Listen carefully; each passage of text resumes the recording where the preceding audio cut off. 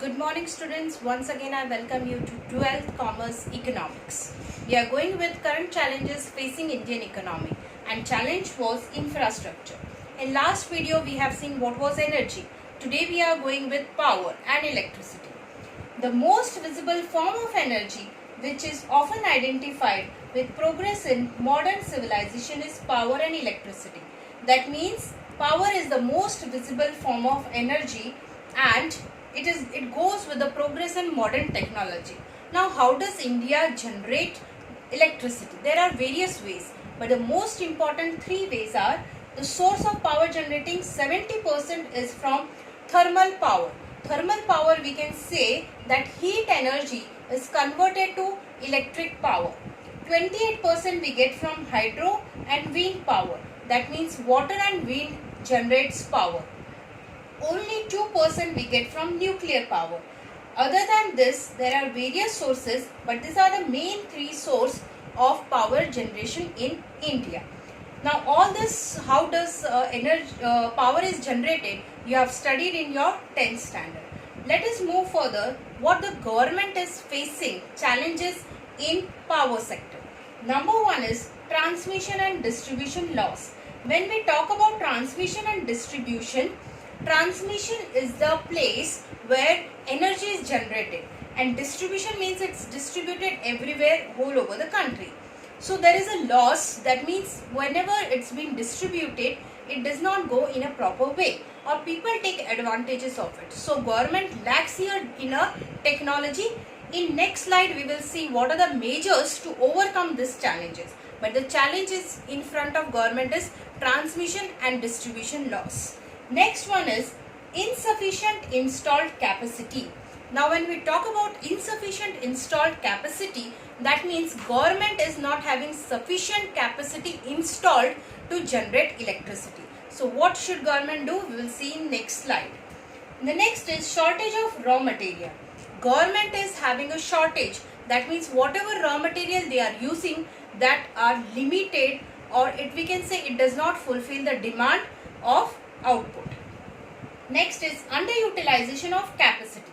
When we talk about underutilization of capacity, that means suppose 90% of demand is there and only 70% is the utilization. 90% demand, 70% utilization. The best example is, suppose a workers working in a factory has a capacity to work 8 hours, but company is asking them to work only 6 hours. Their capacity is more and actually utilization is less. That is called as underutilization. Next is poor performance of State Electricity Board. Now here State Electricity Board performs poor. Why? Because government may not be providing them proper fund.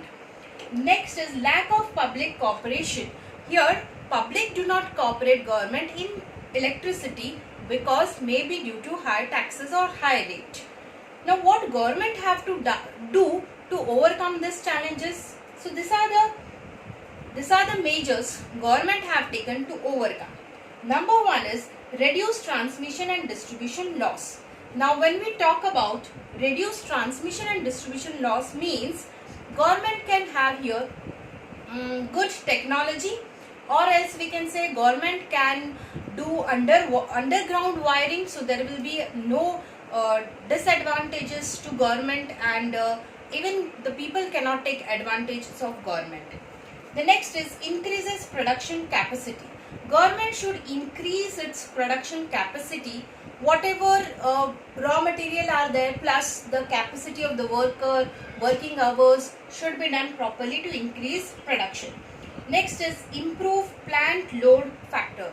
That means whatever the load or burden should be provided during production or generating of electricity should be proper. That means electricity generation or generating should be according to the production capacity of a particular plant.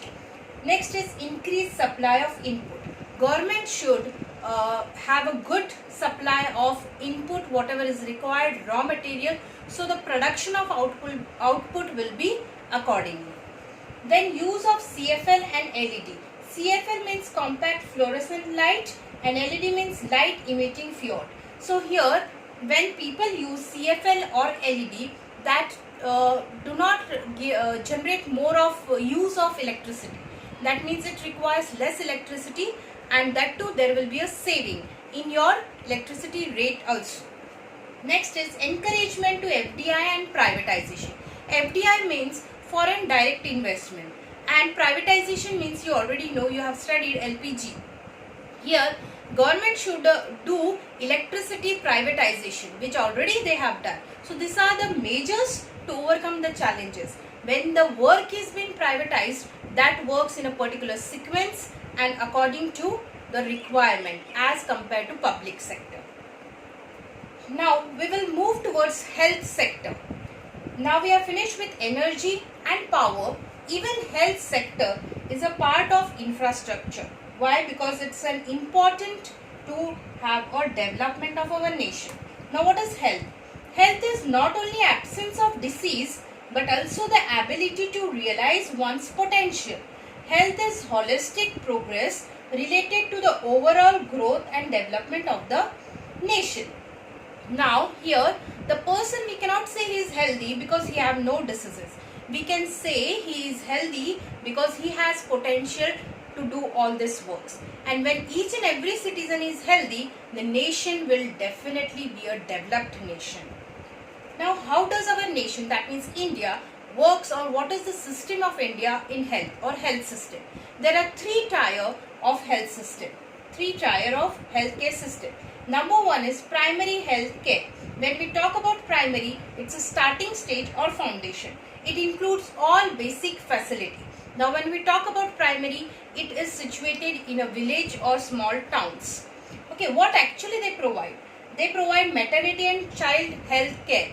That means if we go in a villages, there is a maternity where one doctor is there, one nurse is there, and what they provide? They provide maternity and health, and even they provide a child health care. They provision of essential drugs. They provide medicines, okay, whatever is not for very what we say, for a very big treatment cannot be done there, or advanced treatment cannot be done, but on a smaller level the medicines can be provided to them. Now educating people about identifying, preventing and controlling diseases.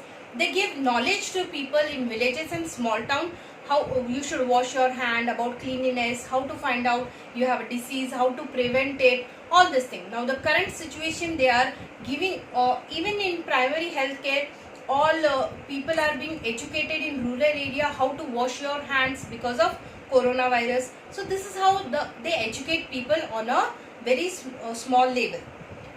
Next is secondary health care. Now here it is better facility of than a now it is better facility than a primary sector, we can say. Here secondary means it's a little bit advanced than better facility than primary sector.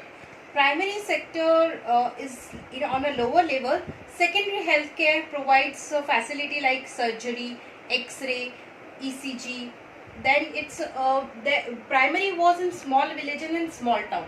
Now it's in a district and we can say a bigger town. So their facility also is better than primary one. Patients are referred here when their condition is not managed by PHC, that is physical health care. That means if they are not being handled by a primary sector in villages, the patients are being shifted to the secondary healthcare sector in district area. Now the third one is tertiary healthcare. Okay, that means the third one. Here they are working on an advanced level. Advanced level equipments are there as compared to primary and secondary sector. Complicated health problems can be solved here. The problems which are not solved at a primary level and secondary level can be solved here. Patients are referred here from both primary and second health care.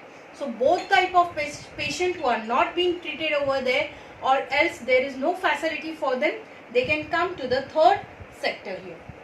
Now what is the development of health sector in our country? There is a decline in death rate as compared to earlier when the healthcare sector is being done properly, or we can say developed, or the facilities provided.